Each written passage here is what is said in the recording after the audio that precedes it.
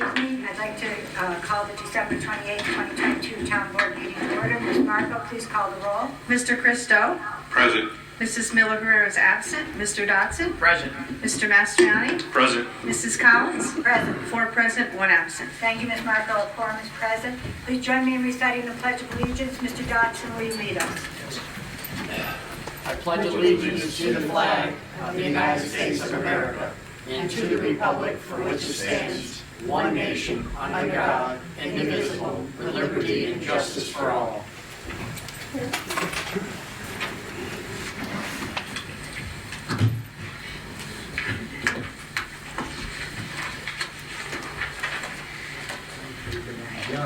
To the public hearing number 1, for the potential enactment of introductory local law number 9 of 2022 to amend chapter 270 of the Town Code of the Town of Rotterdam, zoning relating to designating zoning districts in which adult use cannabis retail dispensaries and adult use cannabis on-site consumption facilities shall be permissible, and adopting regulations for such uses. Is there anyone who would like to speak in the public hearing? Melvin Mintz. Thank you. I'd like to wish everybody a happy, healthy new year coming up, all those that are present.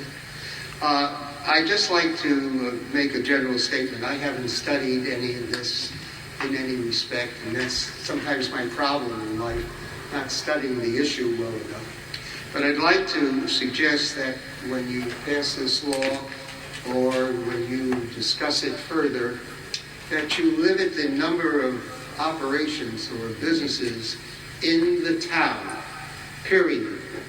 Number 1, not to just leave it open for as many that want to carry it. The concern that I really have is when you have issues like this, and this kind of a product and things, is that people start to hold up people for money, or we have more problems here, legal problems, or people hurting other people to get money to buy the product. The third part of the issue is that I know Mohanison High School superintendent had made notice that didn't want it near the schools, so I'm recommending that you put the businesses or locations far out of the town, away from the majority of the public. If you limit it to 1 or 2 operations, very close to our border out of the town. The fourth part of the issue is I mentioned to our supervisor, and I haven't had an opportunity to talk to her about it, to contact the city of Schenectady and the county of Schenectady on what they're doing about this and how many kinds of stores they're going to allow, to talk to them about limiting and where are they going to put it. They're going to put it near our border of Rotterdam. We don't need that. That's going to give us more problems. So I think it's something you really have to look into. The fifth thing is, I'm going to complain again. I have it probably down with politicians on all levels in our country, because I think they forgot something. They forgot that how this country came about. It was called taxation without representation. And even though this is not necessarily a tax, it's passing rules and laws and things without the public real input in a location or in an area on issues. This is a local government here, local that you have to face us, the people that live here, but you can do things that we wish, and by having these kind of opportunities to talk, that you can make more intelligent decisions for the public, what the public would like. Not necessarily that you don't make intelligent decisions in general, but you're conscious of us more than what it appears that you should do just because you're in the position to pass the law. Thank you for your time, and again, everyone here, have a happy, healthy new year. I'm going to leave in a few minutes, so I'll be out of your hair. Thank you, Mr. Mintz. Brenda DeRosian.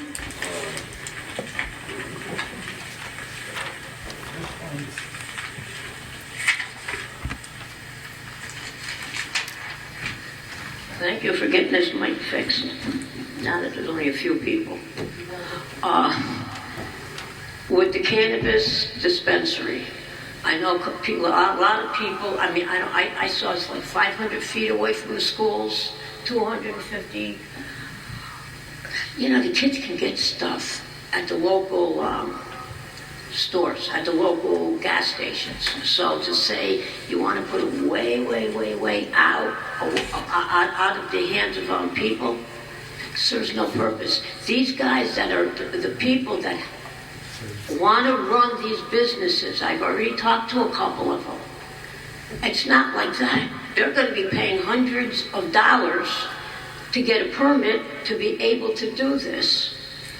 You want to talk to Schenectady, that's fine, but we need the revenue here in Rotterdam. I'm not saying put it where the kids are, but don't put it so far away that people who want it, whether it's recreational or, sorry, I told you the last time, I use it for medical reasons, need to get it. They're not going to, if they got a choice between driving out to the country of Rotterdam and going across the border, go to Schenectady, they're going to go to Schenectady. We are going to lose the tax revenue.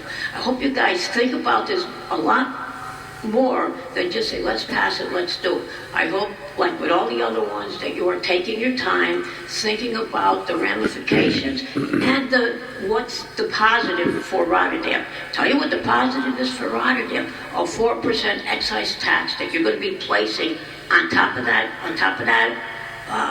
business, as well as the county tax. It's not just, you are going to be charging them a 4% excise tax that this town needs, especially when you gave $250,000 to Viaport. Thank you. Thank you. No one else signed up, but I have to read this. This was from Sharon and Brian Hughes. It says to Supervisor Collins and the town board, 15 Jaraka Parkway. We are very concerned about a comment made at the last town board meeting. A resident stated regarding the marijuana sales in care of zoning that kids will do it anyways. We are firm believers that we need to show our young people we care very much for them and want to protect them. It is our job to do all we can to show young people that it is not healthy to do it anyway, and to not make it easy for them to gain access to marijuana. There were great suggestions regarding the zoning at the last meeting, so we will not redo those excellent ideas. It is certainly appreciated that the town has zoned these stores to only certain areas, but from reading the proposition and talking to people about this, it also seems as if the town's hands are tied in some of the restrictions given by the state. This is why we and others were opposed to opting in without clear direction from the state when the vote was taken. We as the town should always be trying to assess what is the healthiest choice for families and young people in our town. It takes a village, can go both ways. We can show our young people that you just do whatever you want and make sure money is the most important determiner, as we seem to be showing them now. Or we can show them that we care very much for them, want to keep temptations and danger away from them as much as possible, and that we are willing to model that for them. So here we are making these decisions with restrictions and still without all the facts, we believe. It is possible that opting out of marijuana sales may be the healthiest choice for our town. And that's it. Is there anyone in the audience that didn't sign up to speak at the public hearing and would like to speak now? Megan, is there anybody on Zoom that wants to speak? I already mentioned anything. Then I'll entertain a motion to close the public hearing. I'll make that motion. Motion by Mr. Dodson. Second. Second by Mr. Christou. Yes. Okay, clerk will call the roll. Was that Evan? Yes. Yeah, okay. Mr. Christou? Yes. Mrs. Milivera absent. Mr. Dodson? Yes. Mr. Mastriani? Yes. Mrs. Collins? Yes. 4 yes to close the public hearing. Motion passed. We'll now move on to privilege of the floor. Ms. Marcos, anyone who wants to speak on privilege of the floor? Brenda Terosian?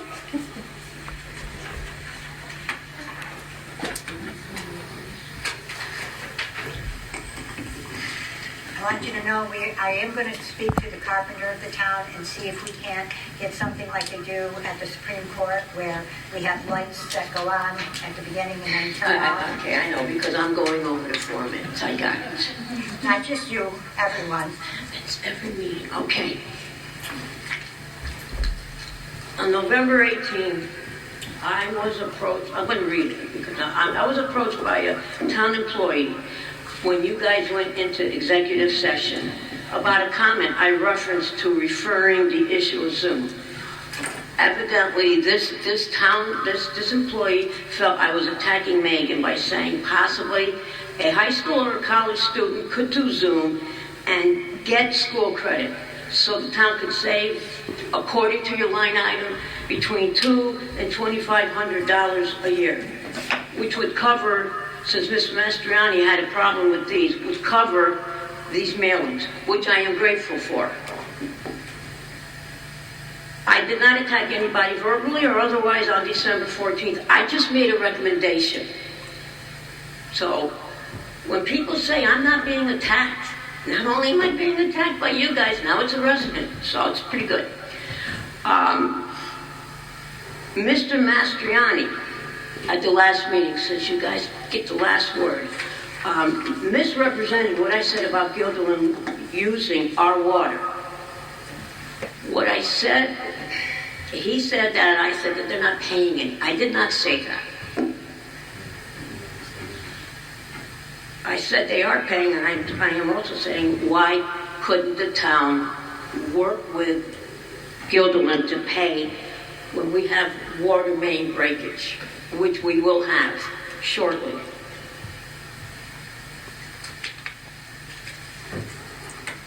And also Mr. Mastriani said that under the rules of Robert's Rules of Engagement, it's prohibited by town members from engaging in any dialogue or discourse with any person during the public comment section. You stated the Robert Rules of whatever. Let's keep in mind, the rules stated under the public comment, privilege of the floor does not explicitly state that the board members cannot engage with residents, answer questions, or make comments. When I foiled the Robert Rules of Order, I received the Rules of Order of the town board. The rules you people made in January, not the Robert Rules of Order. Nothing in the Robert Rules of Order says that if we ask you a question right now, that you can't answer us. And when I did ask a FOIL for that specific thing in the rules of conduct, I got the resolutions that you guys passed at the beginning of the year. And all I'm asking is show me in the Robert Rules of Conduct where you cannot engage with us when we ask you a question. Because I'm sorry, when we do ask you a question, when I ask you a question, when anybody else asks, you don't even answer it the next meeting. And I am not going to be discussing things with you guys outside of the meetings. Everything I discuss or ask, I want it in record. And again, I'm going to ask, why can't the Guilderland, why can't you guys contract with Guilderland about paying something when repairs need to be done?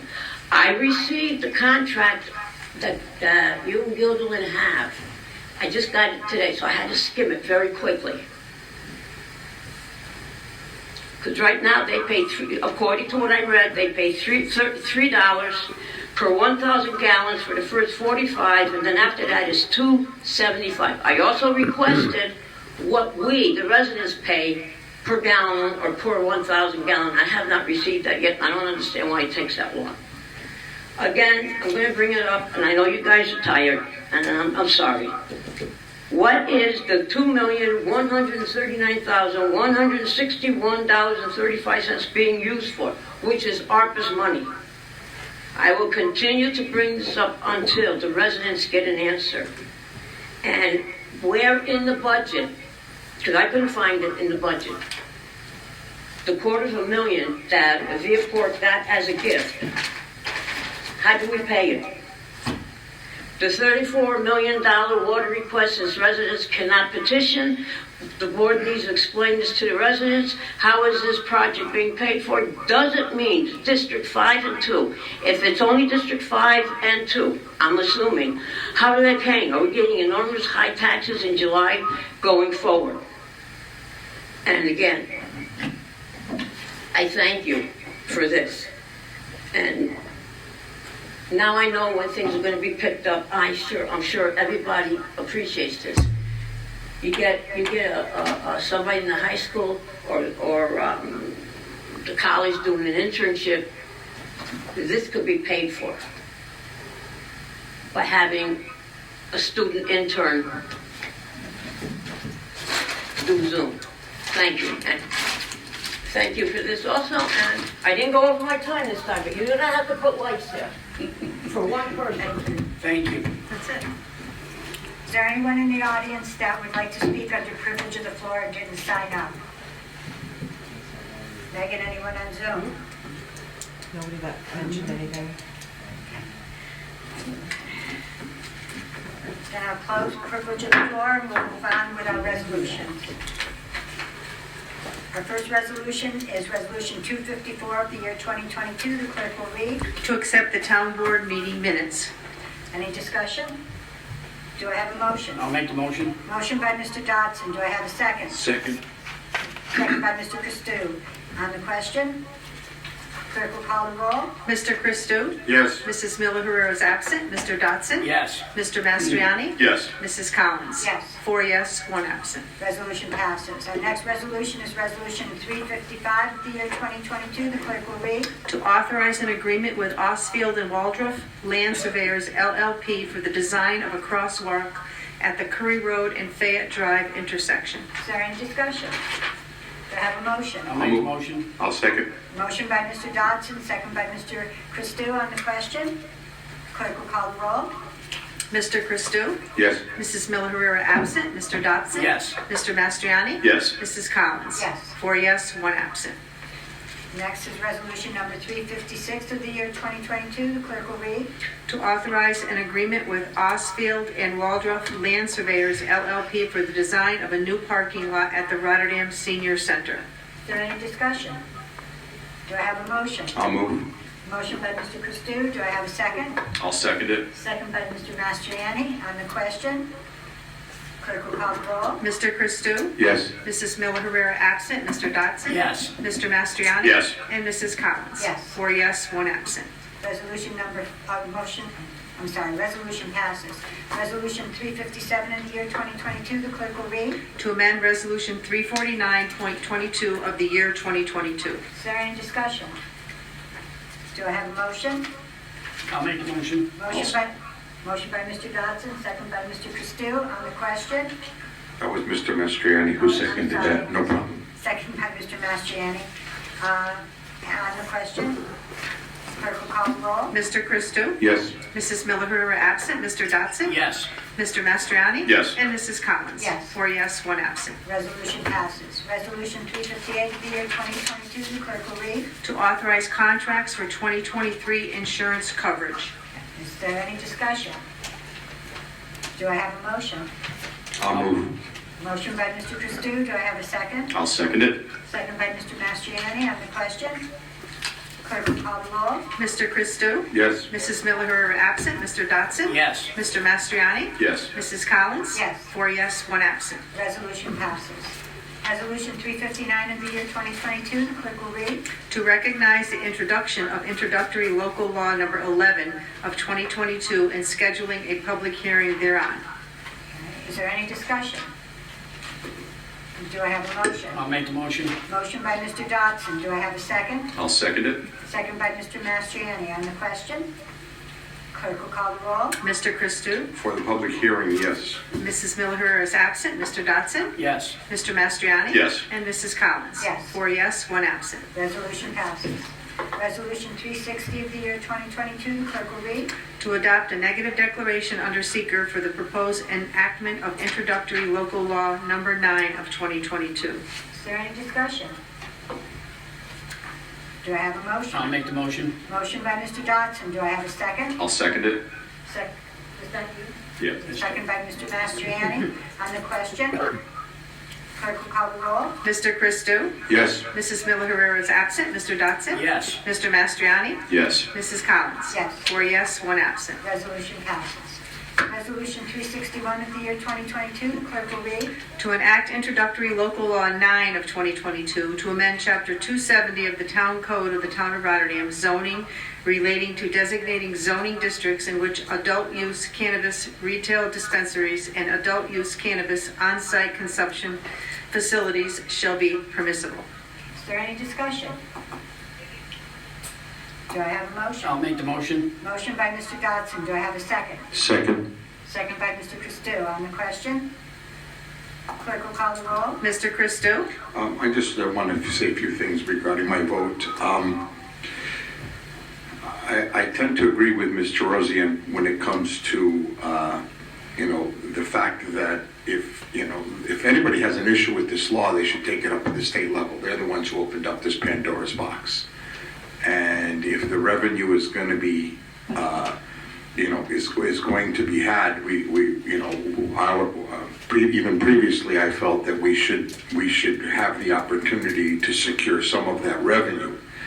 I think we should be prudent, of course. I've applied for 3 different liquor licenses throughout my career, and there are rules and regulations to serve adult beverages, and you have to be a certain distance away from schools, and you have to provide, and the application is probably about as thick as this agenda packet that's sitting on our desks. So, I think that with some, we have a very competent planning commission. We have some zoning restrictions now.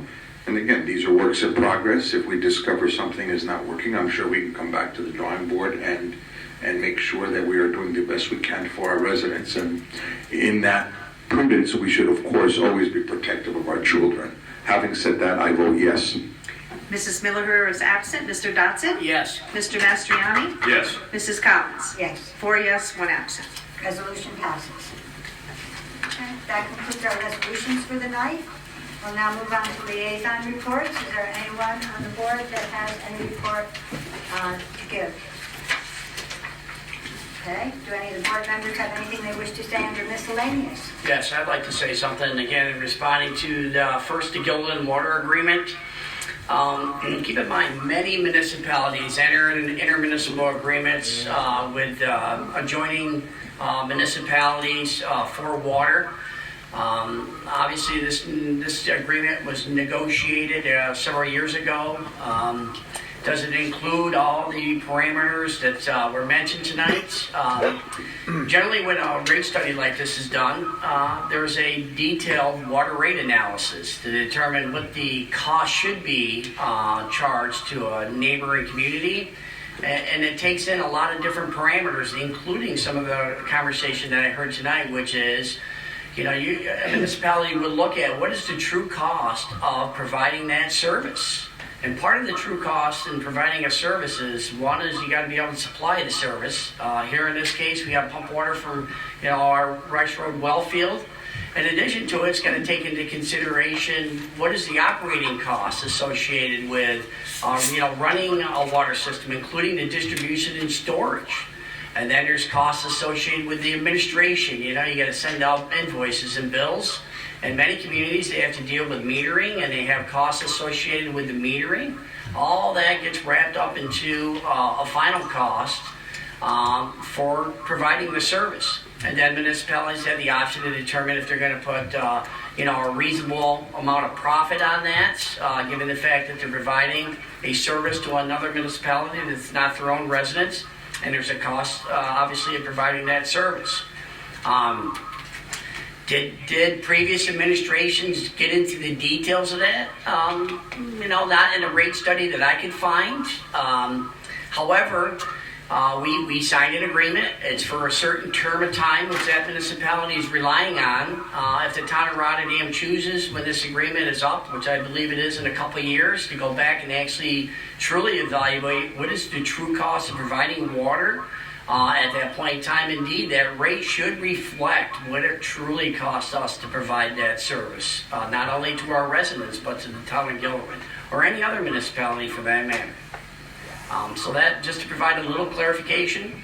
You know, there's a question again tonight about, hey, what is the cost of water to a town resident?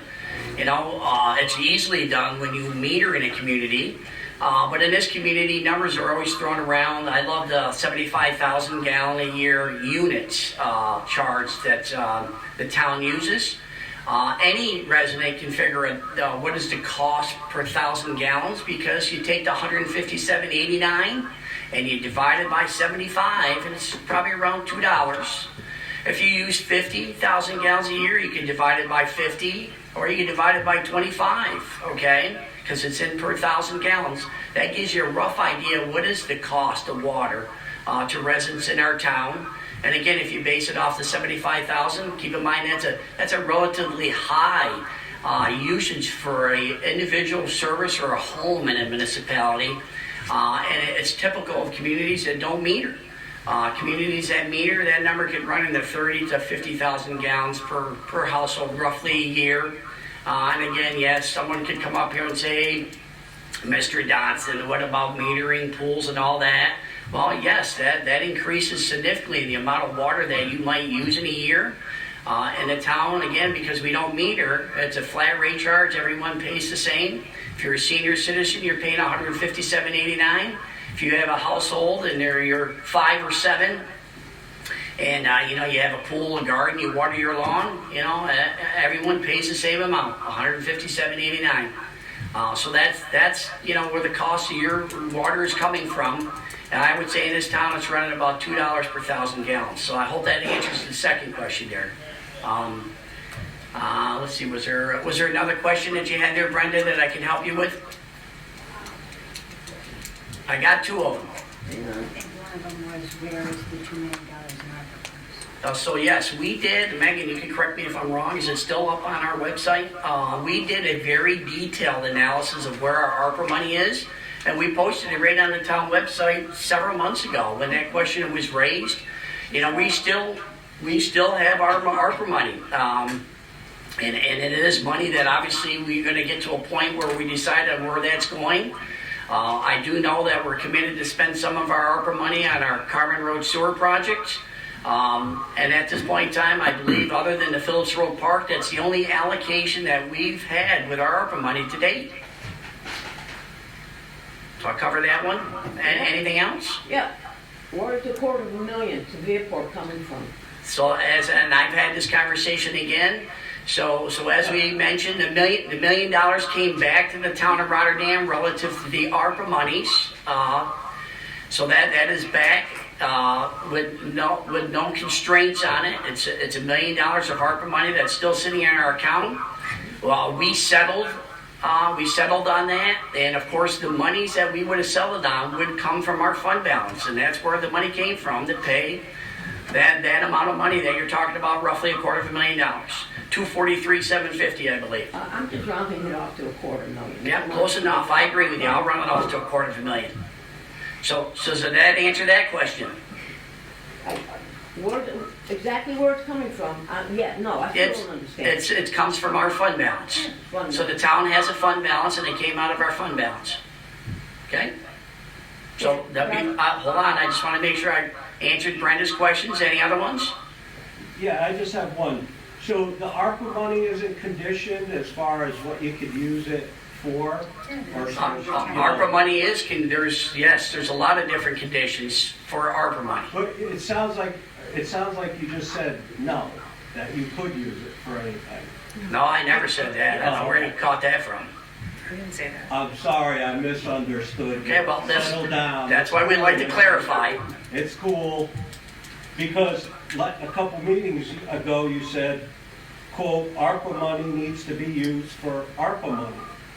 And that's what you said. Yeah, and so I'm wondering, is the ARPA money conditioned? Yes, it is. Okay, and what are those conditions? There's a variety of them. There's a laundry list of them. Generally for things that related to COVID and additional expenses that occurred as a result of COVID, infrastructure are a couple examples of that use of that money. So as you spend that money, how is the public going to know what that money was spent on if it's conditioned? Yeah, by coming to a board meeting, we would, for every one of those expenditures, we would approve a resolution associated with how that money is going to be spent.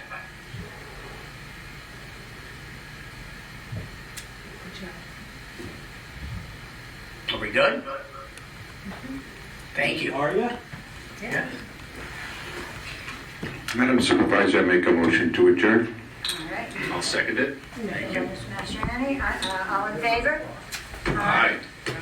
And just to let the public know, we do have a meeting on Sunday, which is our organization meeting. Please come. Thank you. Merry Christmas, everybody.